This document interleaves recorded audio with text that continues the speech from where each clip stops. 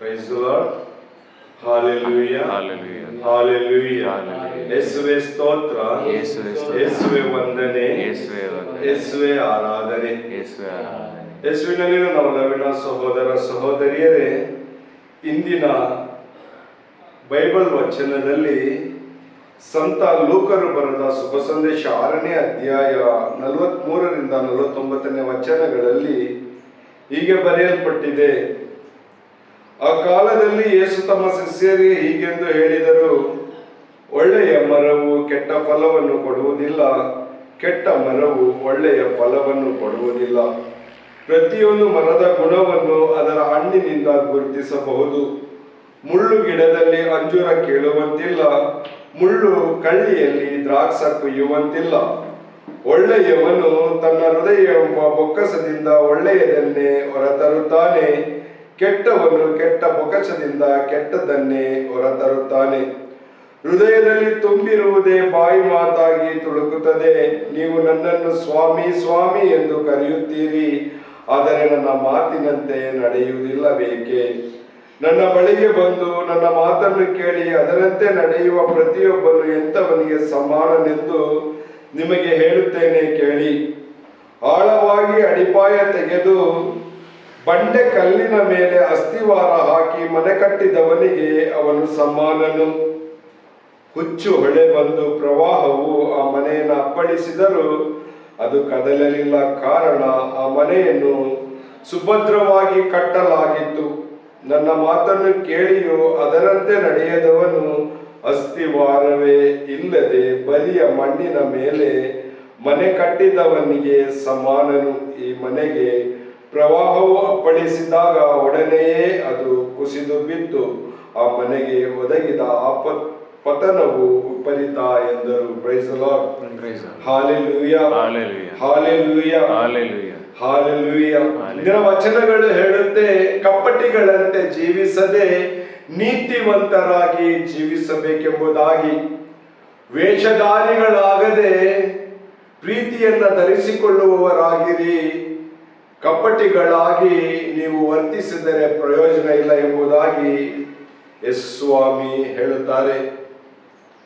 ಪ್ರಿಯರೇ, ಮನುಷ್ಯನ ಜೀವಿತದಲ್ಲಿ 3 ವಿಧದಲ್ಲಿ ಮನುಷ್ಯ ಬದುಕುತ್ತಾನೆ. 3 ರೀತಿಯ ಅವಸ್ಥೆಯಲ್ಲಿ ಮನುಷ್ಯನು ಇರುತ್ತಾನೆ. ಆತನ ವರ್ತನೆಗಳು ಪದೇ ಪದೇ ಮಾರ್ಪಡುತ್ತಲೇ ಇರುತ್ತದೆ. ಆತನ ಜೀವಿತವನ್ನ ನಾವು ನೆನಪಿಗೆ ತಂದುಕೊಳ್ಳೋಣ. ಒಬ್ಬೊಬ್ಬರ ಮುಂದೆ ಒಬ್ಬೊಬ್ಬರು ಒಂದೊಂದು ರೀತಿಯಲ್ಲಿ ಜೀವಿಸಲು ಪ್ರಯತ್ನಿಸುತ್ತಾರೆ. ಸಂತ ಪೌಲನು ಕೊರಿಂಥಿಯರಿಗೆ ಬರೆದ ಪತ್ರದಲ್ಲಿ 2ನೇ ಅಧ್ಯಾಯದಲ್ಲಿ ಹೀಗೆ ಹೇಳ್ತಾನೆ, ಮನುಷ್ಯರಲ್ಲಿ 3 ವಿಧವಾದಂತ ಮಾನಸಿಕವಾದ ವ್ಯತ್ಯಾಸಗಳುಂಟು. ಒಂದು ಆಧ್ಯಾತ್ಮಿಕವಾದದ್ದು, ಮತ್ತೊಂದು ಲೌಕಿಕವಾದದ್ದು, ಮತ್ತೊಂದು ಜಡತ್ವವಾದದ್ದು. ಈ ಲೌಕಿಕವಾದ ವ್ಯಕ್ತಿಗೂ, ಜಡತ್ವವಾದ ವ್ಯಕ್ತಿಗೂ, ಆಧ್ಯಾತ್ಮಿಕವಾದ ವ್ಯಕ್ತಿಗೂ ಅಜಗಜಾಂತರ ವ್ಯತ್ಯಾಸಗಳುಂಟು.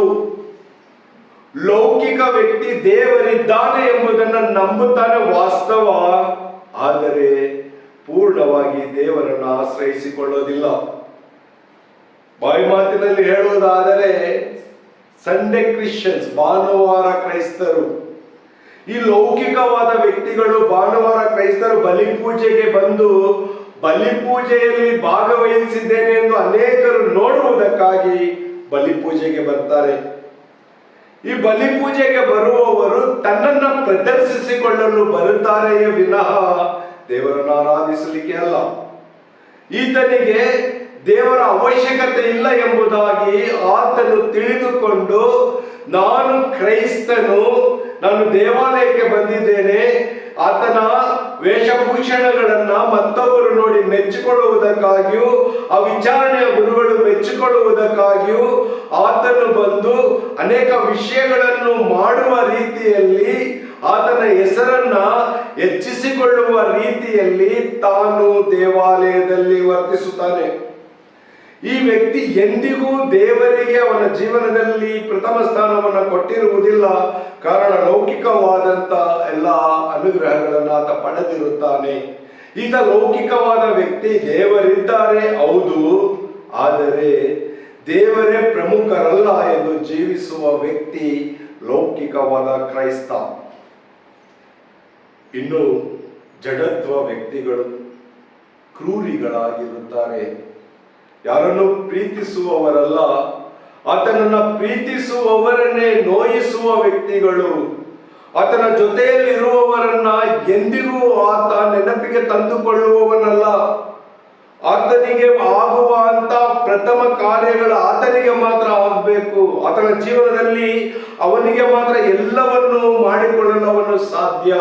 ಆತನ ಹಿತೈಷಿಗಳಿಗಾಗಲಿ, ಜನ್ಮ ಕೊಟ್ಟವರಿಗಾಗಲಿ, ಜೊತೆಯಲ್ಲಿ ಸಹೋದರ ಸಹೋದರರಿಗಾಗಲಿ, ಸ್ನೇಹಿತರಿಗಾಗಲಿ, ದೇವರಿಗಾಗಲಿ ಭಯಪಡುವವನಲ್ಲ. ಈ ಜಡತ್ವ ತುಂಬಿದ ವ್ಯಕ್ತಿಗಳು ದೇವರಿಗೂ ಮಾನವರಿಗೂ ವಿರುದ್ಧವಾಗಿ ಜೀವಿಸುವುದು ಪೈಶಾಚಿಕವಾದ ಜೀವನ. ಇವತ್ತಿನ ಸೋಷಿಯಲ್ ಮೀಡಿಯಾಗಳಲ್ಲಿ ಅನೇಕ ವಿಷಯಗಳನ್ನ ನೋಡ್ತೀವಿ. 5 ವರ್ಷದ ಹೆಣ್ಣು ಮಗಳನ್ನ ಹಾಳು ಮಾಡುವಂತ ಒಂದು ಮನೋಸ್ಥಿತಿ. ತಾಯಿ, ಚಿಕ್ಕಮ್ಮ, ಅತ್ತೆ ಅನ್ನೋದಿಲ್ಲ. ಇವರನ್ನ ಲೌಕಿಕವಾಗಿ ಕಾಮುಕತನದಿಂದ ನೋಡಿ ಆತನ ಆಸೆಯನ್ನ ತೀರಿಸಿಕೊಳ್ಳುವಂತ ಒಂದು ಜಡತ್ವದ ವ್ಯಕ್ತಿಗಳು. ಈತರಿಗೆ ದೇವರ ಬಗ್ಗೆ ಅರಿವೇ ಇಲ್ಲದೆ, ಮನುಷ್ಯರ ಬಗ್ಗೆ ಭಯವಿಲ್ಲದೆ ಅಹಂಕಾರ ತುಂಬಿ ವರ್ತಿಸುವಂತ ವ್ಯಕ್ತಿಗಳು. ಆಗೊಮ್ಮೆ ಈಗೊಮ್ಮೆ ಚರ್ಚಿಗೆ ಬಂದರೂ ಸಹ ಆತನು ದೇವರನ್ನು ಮಾನವನನ್ನು ಗೌರವಿಸುವವನಲ್ಲ. ಆತ ಭಯಂಕರವಾದಿಯಾಗಿ ಜೀವಿಸುವವನು. ಇಂಥ ವ್ಯಕ್ತಿಗಳು 2ನೆಯ ಕ್ಯಾಟಗರಿಯಲ್ಲಿ ಸೇರುತ್ತಾರೆ, ಜಡತ್ವ ತುಂಬಿದ ವ್ಯಕ್ತಿಗಳು. ಇಂಥವರೆಂದಿಗೂ ದೇವರ ಸಾಮ್ರಾಜ್ಯವನ್ನು ಪ್ರವೇಶಿಸಲು ಸಾಧ್ಯವಿಲ್ಲ. ಕಾರಣ, ಇವರ ಹೃದಯದಲ್ಲಿ ಪ್ರೀತಿಗೆ ಅವಶ್ಯಕತೆ ಇಲ್ಲ, ಪ್ರೀತಿಗೆ ಸ್ಥಳವಿಲ್ಲ. ಅವರಿಗೆ ಪ್ರೀತಿಯ ಅವಶ್ಯಕತೆಯೂ ಇಲ್ಲದೆ ಇರುವ ಕಾರಣ ಆತನಿಗೆ ಹಸಿದರೆ ಅವನು ತಿನ್ನಬೇಕು, ಆತನು ಬಯಸಿದರೆ ಏನಾದರೂ ಬೇಕು ಎನ್ನುವಾಗ ಅದು ಇರುವಾಗ ಯಾರನ್ನೂ ಲೆಕ್ಕಿಸದೆ ಅದನ್ನ ಆತನು ದುರುಪಯೋಗ ಪಡಿಸಿಕೊಳ್ಳುವಂತಹ ಸನ್ನಿವೇಶಗಳು. ಇದು ಜಡತ್ವ ತುಂಬಿದ ವ್ಯಕ್ತಿ. ತನ್ನ ಸಹೋದರನ್ನೇ ಕೊಲ್ಲುವಂಥದ್ದು. ಕಾಯಿನನ್ನು ನಾವು ನೋಡ್ತೀವಿ, ತನ್ನ ತಮ್ಮನನ್ನೇ ಕೊಲೆ ಮಾಡುವಂತಹ ಒಂದು ಹೀನ ಸ್ಥಿತಿ. ಹೆತ್ತ ತಂದೆ ತಾಯಿಯನ್ನ ಕೊಲೆ ಮಾಡುವಂತಹ ಹೀನ ಸ್ಥಿತಿ. ಮನೆಯಲ್ಲಿ ಸಮಾಧಾನವಿಲ್ಲದೆ ಬದುಕುವಂತಹ ಸ್ಥಿತಿಗಳು ಈ ಜಡತ್ವ ತುಂಬಿದ ವ್ಯಕ್ತಿಗಳು. ಯಾವುದರ ಮೇಲೆ ವ್ಯಾಮೋಹ ಇದೆ ಅದನ್ನ ಮಾತ್ರ ಮಾಡಲು ಬಯಸುವವರು, ಅದಕ್ಕಾಗಿ ಜೀವಿಸುವವರಾಗಿದ್ದಾರೆ. ಉದಾಹರಣೆ, ಇಸ್ಕಾರಿಯೋತ ಯೂದ.